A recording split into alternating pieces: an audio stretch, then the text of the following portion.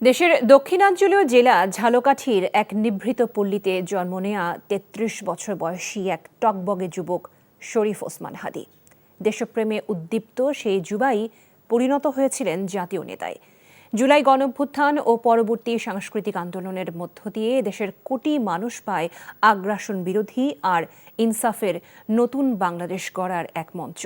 স্বল্প সময়ে আকাশচুম্বী জনপ্রিয়তা অর্জন করে কোটি মানুষের হৃদয়ে জায়গা করে নেয়ার অনন্য দৃষ্টান্ত এই বিপ্লবী শরীফ ওসমান হাদি। বিস্তারিত দেখুন ওবায়দুল্লাহ মামুনের রিপোর্টে। পৃথিবীর উজ্জ্বল নক্ষত্রগুলোর মতো সংক্ষিপ্ত সময়ে কালে কালে অনেকে নিজেদের কাজ দিয়ে কথা দিয়ে জায়গা করে নিয়েছেন বিশ্ব দরবারে। হাদি সেরকম একজন, যিনি আসলেন, দেখলেন, জয় করলেন। যুগে যুগে বিভিন্ন আদর্শকে ধারণ করে অনেকেই আন্দোলন করেছেন, কিন্তু কতজনই বা বিপ্লবী হাদি হতে পেরেছেন? মাত্র ৩৩ বছর বয়সে এক জীবনে এত প্রাপ্তি, ইতিহাসে কত মানুষের নিয়তিতে থাকে তা বলা দুষ্কর।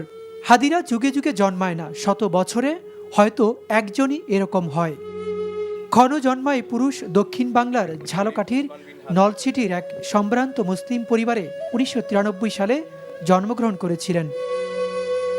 ছোটকাল থেকেই সাংস্কৃতিক মনা হাদি ঝালকাঠি এনএস কামিল মাদ্রাসা থেকে পাঠ চুকিয়ে ২০১০-১১ শিক্ষাবর্ষে অনার্সে ঢাকা বিশ্ববিদ্যালয়ের রাষ্ট্রবিজ্ঞান বিভাগে ভর্তি হন। পড়াশোনা শেষ করে পড়িয়েছেন কোচিং সেন্টারে, শিক্ষকতা করেছেন বেসরকারি বিশ্ববিদ্যালয়ে, বাকিটা সময় ব্যয় করেছেন সাংস্কৃতিক আন্দোলনে। শরীফ ওসমান হাদি আলোচনায় আসেন জুলাই বিপ্লবে তার অনন্য ভূমিকা ও অনলবর্ষী বক্তৃতার মাধ্যমে।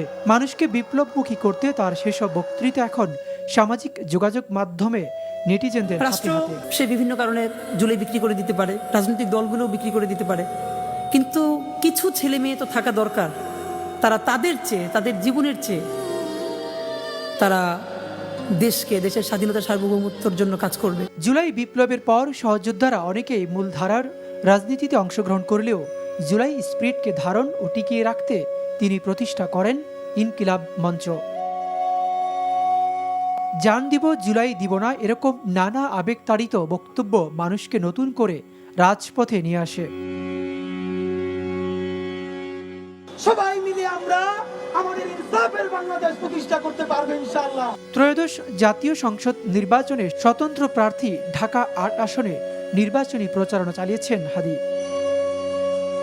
কিন্তু আধিপত্যবাদী ফ্যাসিস্টদের আতঙ্ক হাদিকে টার্গেট করে গুলি করা হয়, সাথে সাথে ঢাকা মেডিকেলে নেওয়া হয় তাকে। ওই দিন রাতে ভর্তি করা হয় রাজধানীর এভারকেয়ার হাসপাতালে। অবস্থার অবনতি হলে পরদিন বিকেলে নেওয়া হয় সিঙ্গাপুরে। ১৮ ডিসেম্বর রাত 9:45টায় দুনিয়ার সফর শেষ করেছেন বিপ্লবী তরুণ মহাবীর শরীফ ওসমান হাদি। তার মৃত্যুতে উত্তাল বাংলাদেশ।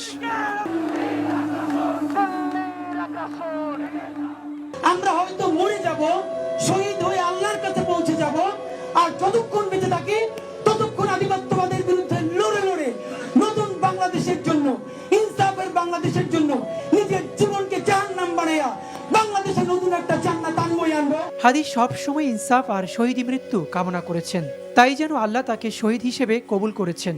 হাদিকে মারা যায় না, হাদিরা মরে না, লাখো মানুষের প্রতিবাদ, ক্ষোভ আর প্রার্থনা তাই বলছে। আল্লাহ যদি আমাদেরকে সংসদে পাঠায়, ঢাকা ৮-এ আর কোন চাঁদা তন্ত্র চলতে দেয়া হবে না। ভারতীয় আগ্রাসন বিরোধী হাদির এ আন্দোলন চলমান থাকবে, এমন প্রত্যাশা সবার। Obaidullah Mamun, NTV news, Dhaka.